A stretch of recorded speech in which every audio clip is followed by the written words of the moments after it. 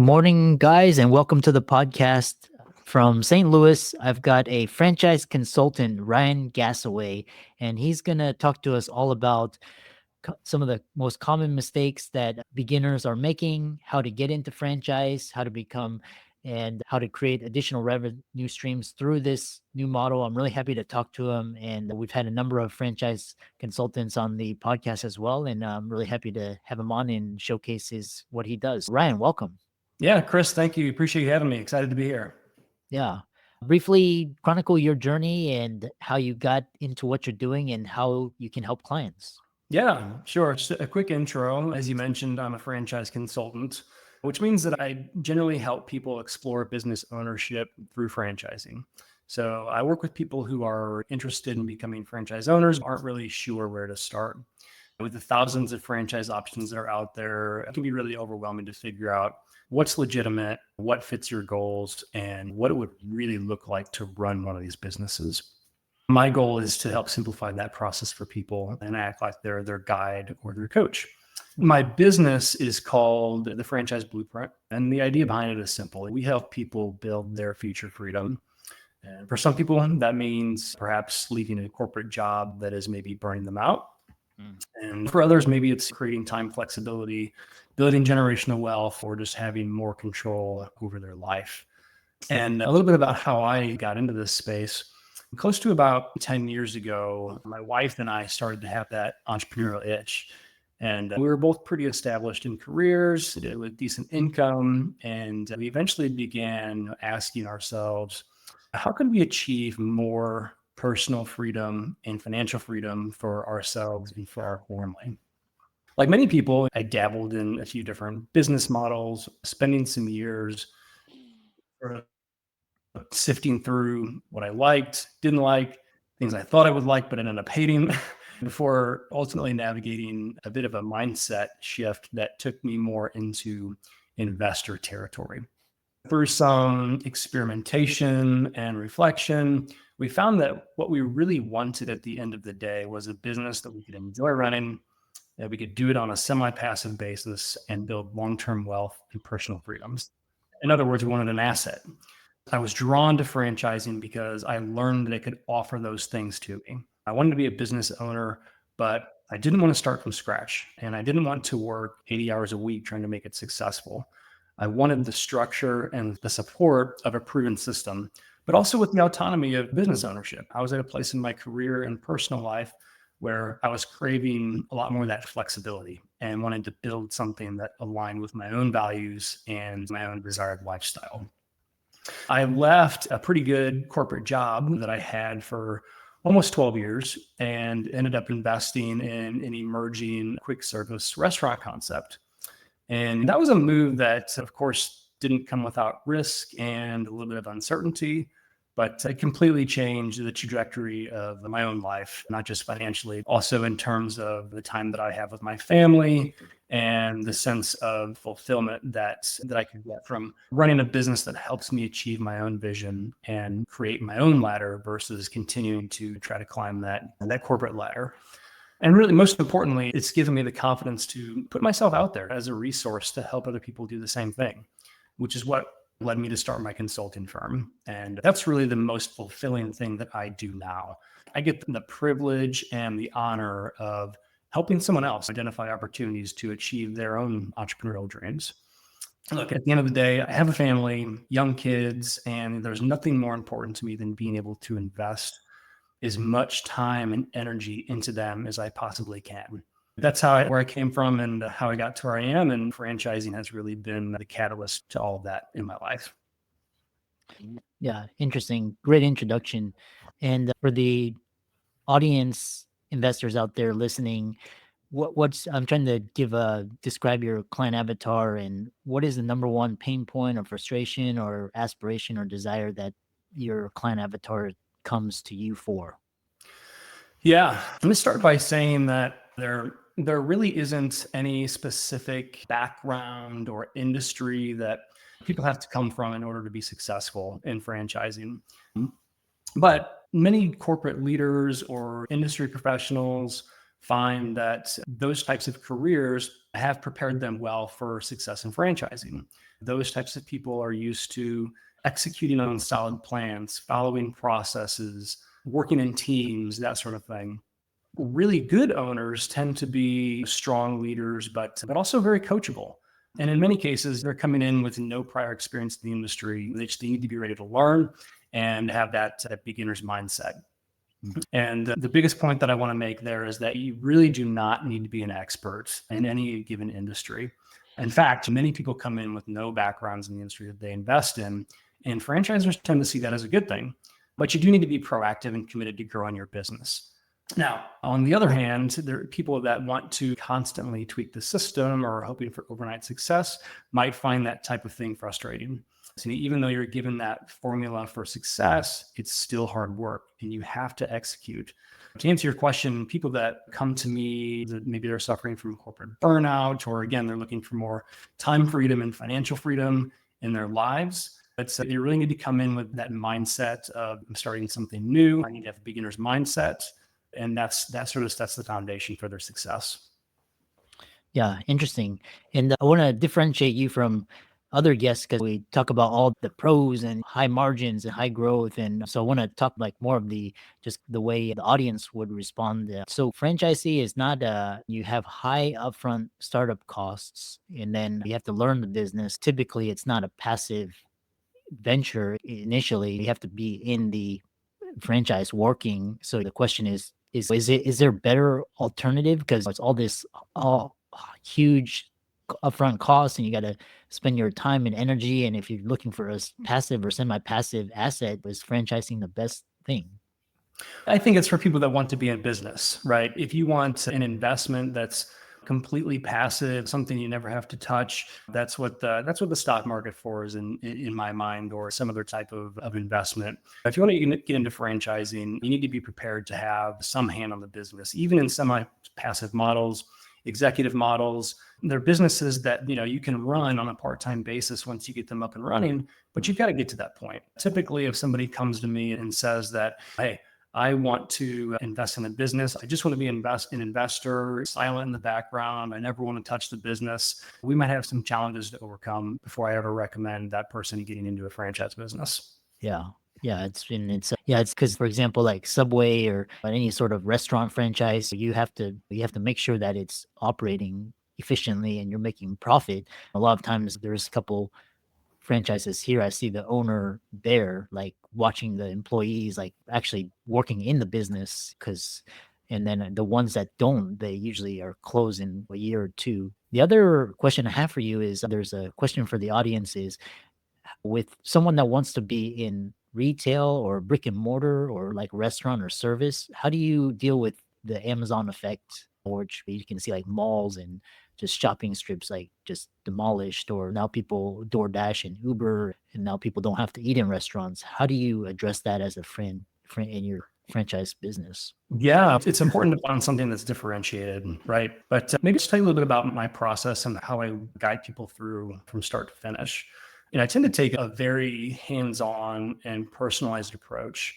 And it's all about helping people find a business that has all the qualities that they are looking for in business ownership, and ideally nothing that they don't want.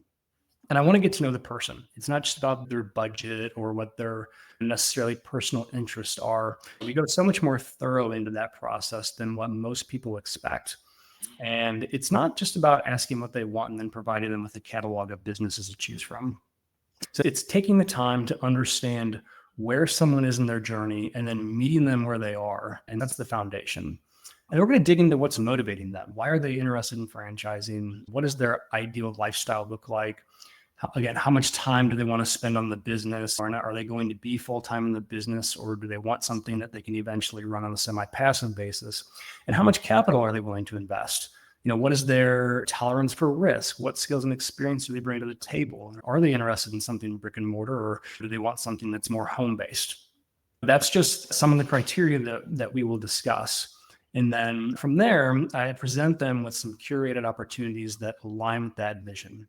I educate them about what to look for, guide them through validation, and help them ask the right questions all along the way.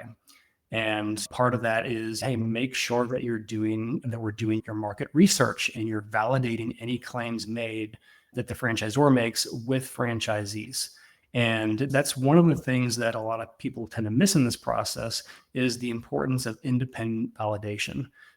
What does my market look like for this product or service? Is it saturated, or do I have something that can, in a niche, that can be differentiated? My goal is never to push someone into a decision. It's to help them make a very confident and informed one. So, hopefully that helps answer some questions for your audience. Yeah. Yeah. And it's important for the audience. You have to make sure that what Ryan's talking about is you want to be in business as a free. It's not something because it has high upfront costs. You're going to have to be spending a lot of time. The risk is very high. So that's the common misconceptions about franchises and what people get wrong. So talk about what are some industries that are good for franchising. Obviously, restaurant and brick or mortar retail, those are established, but we're seeing what are some of the franchises that could survive in today's economy? Yeah, no, I love this question because so many people, to your point, think franchising is mostly just restaurants and that sort of thing. But honestly, it's just the tip of the iceberg. Some of the most successful franchises today are in industries people might not even think of: in-home senior care, STEM education for kids, mobile fitness, automotive repair, commercial cleaning services. I've worked with people that are interested in youth enrichment programs, think disaster restoration services, think of businesses that are recession resistant, pest control, those kinds of things that just don't go away even in down economies. What's great is that a lot of those types of businesses come with lower overhead and strong recurring revenue models. And some don't require a storefront, which can obviously lower startup costs pretty significantly. I always encourage people to stay very open-minded because the franchise that ends up being the perfect fit for them, in many cases, is something that they never even may have thought of. But that's part of what makes this work so fun and fulfilling for me, is helping people discover those unexpected paths to ownership that actually do fit their lifestyle and goals. Yeah, interesting. Then we talked about industries. And then, so when people come to you, they're exploring possibilities, or they're ready. What are some of the red flags people should look out for when evaluating a franchise?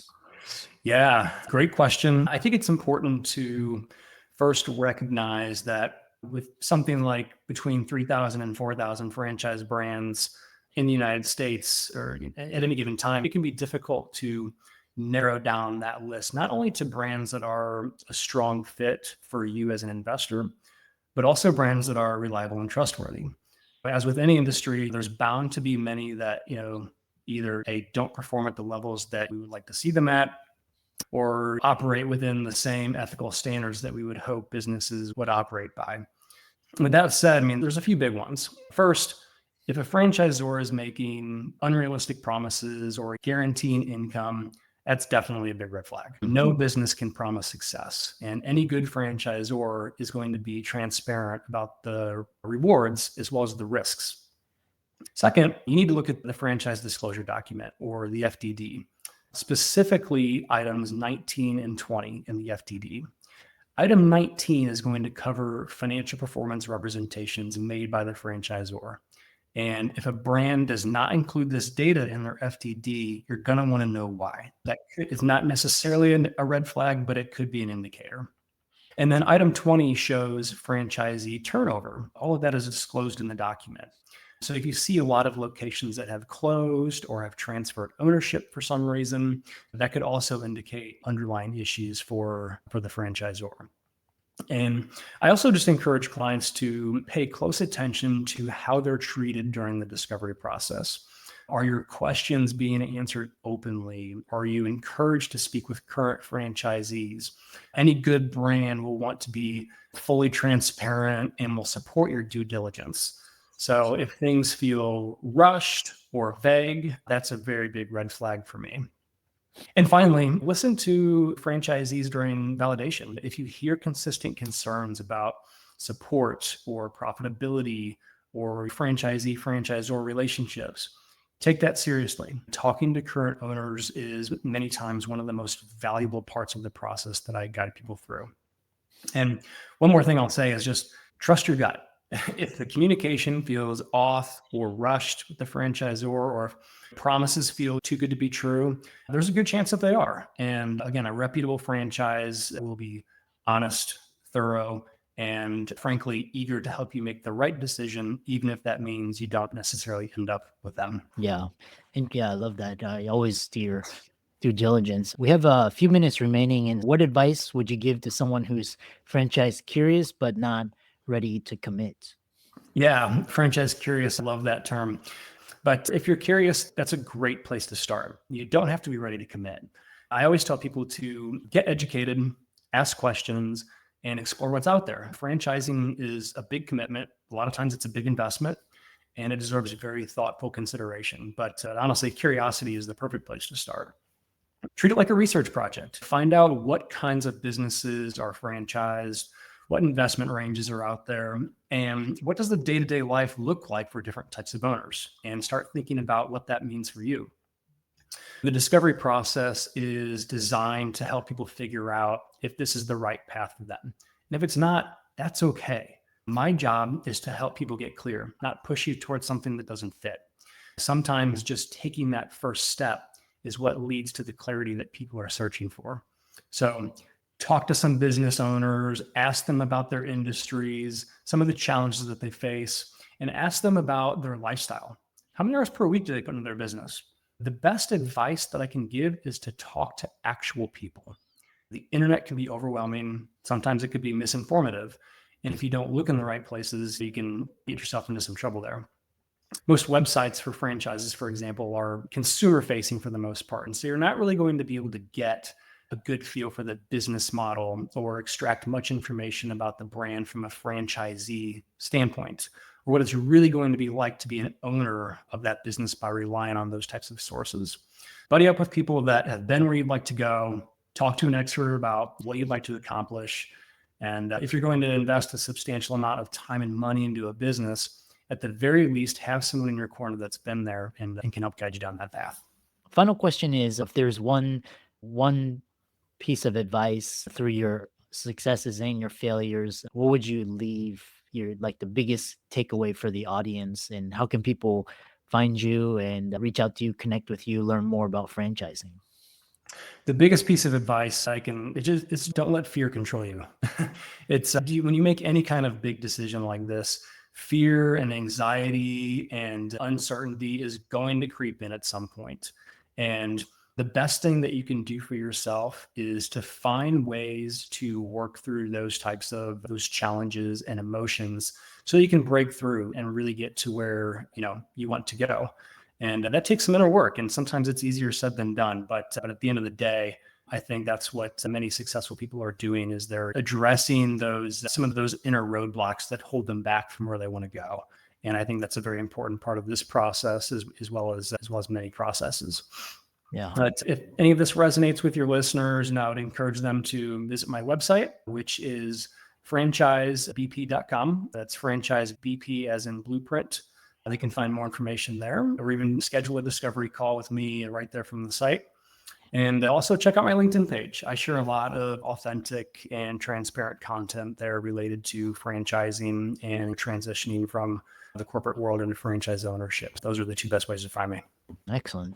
I really enjoyed this conversation, and it was really enlightening to hear different questions. And thanks so much for coming onto the podcast. Yeah, likewise, Chris. I really appreciate you having me on.